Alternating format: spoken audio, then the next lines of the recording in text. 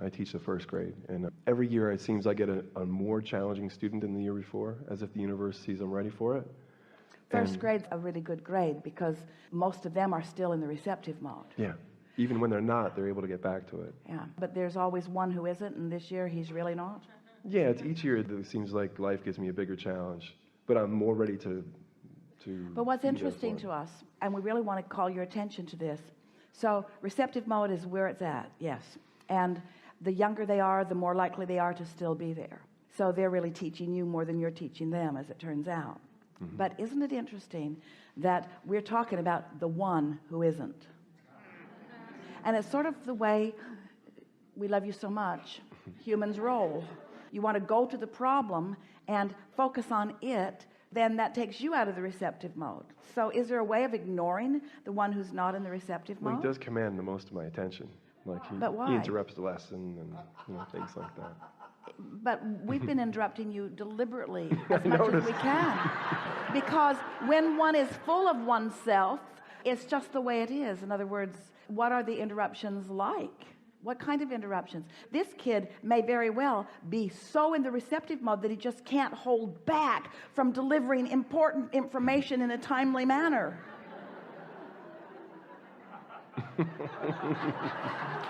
Could you come to my class on Tuesday? I'd love to have you there. That would be great. So, like, what would you do right now, Abraham? I mean, that's what I always want to think. Listen and love. Mm-hmm.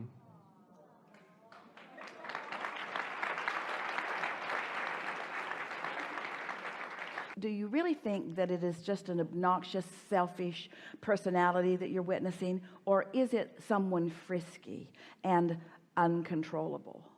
Mm-hmm. Mm-hmm. Oh, don't control him. No. Encourage his receptive mode. You can guide it, but don't shut it down. We say that to all of you relative to your little ones. It's one thing when they're out of the vortex and they're really ornery. Don't give them your undivided attention. But when you can tell that they're tuned in and that they're flowing from that broader perspective, revere them and honor them in the way that you are listening to our words right now. Because it's the same sort of thing that's happening. Yeah? Yeah. Easier to see now, we know. So, what else? Could talk all day. They might not like it, but okay, this one boy I'm thinking about, someone assessed him and felt he's got, a label. Yeah, and I don't like labels, yeah. So I find when you bring peace to the child, they don't act out these behaviors that merit a label. Yeah. And that's what I'm working on, is not resisting label, not fighting other people, just letting them say what they say and doing what I do and getting the results I get. Because if you resist them about the label that they've assigned, they'll defend it by looking for the evidence of it. But if you just accept it like a step 5 thing, it's contrast and you just accept it and don't push against it, then you at least don't add any power to the label. And one who's connected is 1,000 times, 1,000,000 times, 100 million times. We can't even find the right percentage more effective than one who is not. In other words, when you tune into source, everyone could be saying it. And if you're in alignment and you are holding him as your object of attention, he's gaining much more influence from you than from the others. And that's the trick for me, to stay in alignment when I've got 30 of them and one's interrupting, and trying to balance keeping my job and staying in the alignment and letting that child be the way he is. It's that striking that continual balance. Yeah, it's fun, isn't it? Yeah, it is. It is. It's fun to let the ideas flow. It's fun to stay in sync anyway. It's fun to tap into that broader perspective. It's fun to get insight from his inner being about him. It's fun to feed him what he wants or needs in the moment and watch the positive results of it. It's fun to watch the other students letting him be. It's fun to watch those less controlling and less rigid in what's right and what's wrong responding, isn't it? Isn't an opportunity like that more fun than if you had 30 children all behaving just the way they've been instructed and controlled to behave? Yes, sir. Yes, sir. Yes, sir. They don't Yes, do sir. that a lot. They don't? No, some do. I mean, I want to stay in that sweet spot that you're talking about. I want to get the goal where the child can read and write and do all those things. But I want to be enjoying the journey, like you're saying, more. Well, when they want to read, they will read. Adults are so often wanting to dictate their desires to the young ones. And these little kids are saying, wait a minute, I seem to feel like I'm in charge of me, and I really don't want to do this. And then adults say, well, then we'll make the consequences so unpleasant that you'll choose this over that. Well, that's not inspiration. That's motivation. That's not going to serve them. That's the beginning stages of guiding them away from their own internal guidance, you see. So what you want to do is be so thrilled about the experience of reading that if someone's in the vicinity, you ignite within them a similar interest. Have you read anything lately that really thrilled you, that made you want to stay up at night and read it more? Have you got a book going where in the morning when you wake up that you want to read it because it's what's going to get you into the receptive mode? You got anything going on like that? Not recently, no.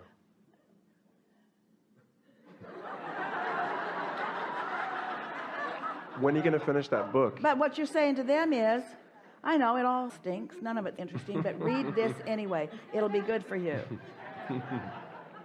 What you want to do is be on fire about reading. You want to say to them when they say, why are you so happy? Say, because life is so good to me and I'm reading this most interesting thing. Well, what's it about? Well, it's about when I go to bed at night, I want to read it. When I get up in the morning, I want to read it. Reading is so fun because when I read, I can use my imagination. When I read, I can feel exactly how I choose to feel. Reading is so good for me. Reading is so personal and so private. It's like the whole world just goes away and it's just me and what I'm reading. If you want them to want to do something, then you've got to want to do it. Otherwise, you're the wrong teacher for that subject. Read this. Have you read it? No, I didn't like it. I've been doing those processes in the morning and I'm feeling good. But I want that feeling. I've wanted that for a while to jump out of bed because I'm excited about a new thing. What books are they reading? In other words, you want them to read. What is it you want them to read? Whatever they're interested in. I mean, whatever they're So they excited get about. to choose. Yeah, they choose. We have a library. And how of old are choosing they? books. 6. They're 6, so they get to choose. Are you out there choosing anything? For them? For yourself. Is there anything in their library that you want to read? Oh, wow. I mean, they're very basic books, but I could... We know they are. They stink. But Have you seen what else they have access to? They have access to all of those games. They have access to all of this technology. They have access to all of this motion. They were born into an environment where they are ready for so much more, and that stuff is not exciting them very much. So if we were standing in your physical shoes, we'd be looking for something exciting out there in that library and we'd shine a spotlight on it. Have you ever gone into a department store or a store of any kind and there's no one in there? And you get in there and you see that's beautiful and that's beautiful and your juices start flowing. You start sort of panting at the beautiful stuff that's in there. And before you know it, there are all kinds of people in that store with you because your enthusiasm for what's in there is activated, set at a beacon, and other people can feel it. Other people that are looking for good stuff can find it because you already found it. It's just like that. If you want to inspire delight about reading, you've got to be delighted about reading. Think about how you feel. You're not feeling very delighted about reading. You're feeling controlling about reading, or you're feeling like they're not wanting to read. In other words, which end of the stick are you on? The happily ever after reading or the they're not reading end of the stick? I love reading. Yeah. And I do share that with them. Yeah. But I could like that library more. Yeah. I could search through it and say, which would be the most exciting thing to read today? That also fits the topic. But the thing is, here's really what we're wanting to impart to you. These kids are different than any kids before them. In other words, they're coming so much more attuned to their own guidance system. And they want to be in the receptive mode, and they want their guidance to come from their inner being. You see, most adults have stopped doing that a long time ago because other adults when they were children were pushing things on them.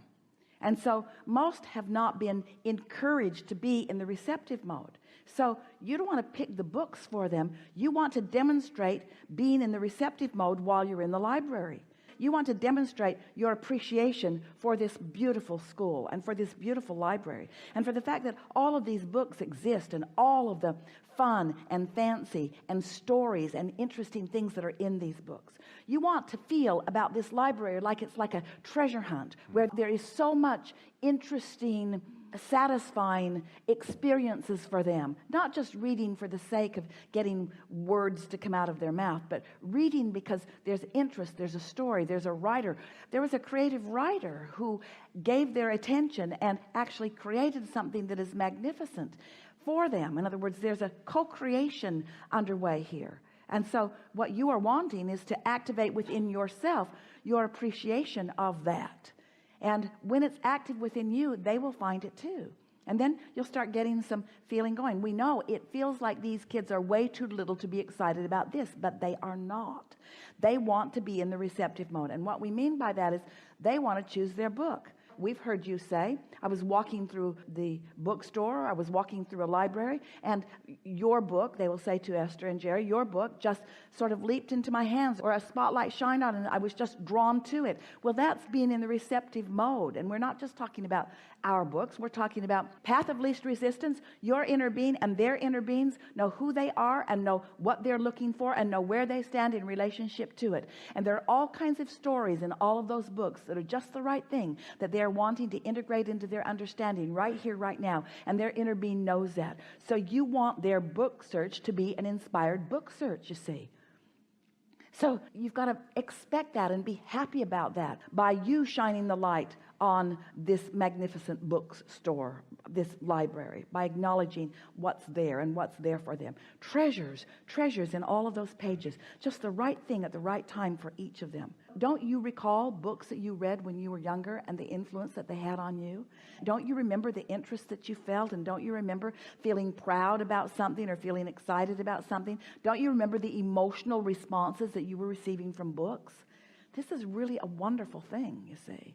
And it's not only wonderful because of all of the adventure that's there for them, but it's wonderful because it's that delicious sweet spot for you of watching yourself be different from almost every other adult, where you're not cramming things down their throats. You are encouraging them to the receptive mode so that they are inspired to it. And we promise you, when somebody is walking, one of those little guys is walking through this library and they feel an impulse for a book, when they get it in their hands, they're going to feel desire for it. In other words, this is the way their inner beings are working. They're going to feel interest, and you're going to stand back and watch. You're going to see them flipping through the pages and wondering. You're going to feel the goosebumps on your body. You're going to recognize that what you are witnessing is a receptive mode in motion, you see. Yeah.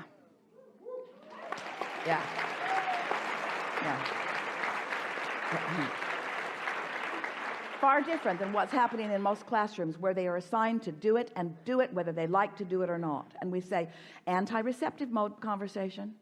What do you teach? I teach children away from their guidance system. I teach them not to pay any attention. I teach them not to get in the receptive mode. I teach them to just do what they're told. I teach them, then I give them tickets to Abraham in 20 years.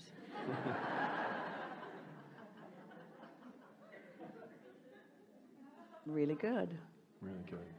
You're doing extremely well. And this conversation sounds much bigger than it needs to be for you, because there isn't anything that we've given here that you don't completely understand. But you said it best when you said, however, Abraham, sometimes I'm in that classroom with 30 kids that I'm supposed to control. And it was telling when you said, and I've got to keep my job. In other words, I have to sort of march to the beat of the drummer that somebody has already established. And we say, march to the beat of the drummer that is coming to you from inspiration. And it is our promise to you. You will live happily ever after. And things will always work out for you if you are inspired to everything that you do with these kids. And oh, they are so ripe and ready for your inspired leadership, you see.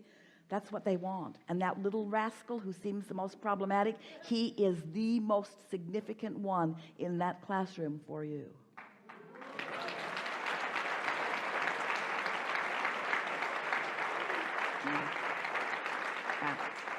Good enough? Thank you.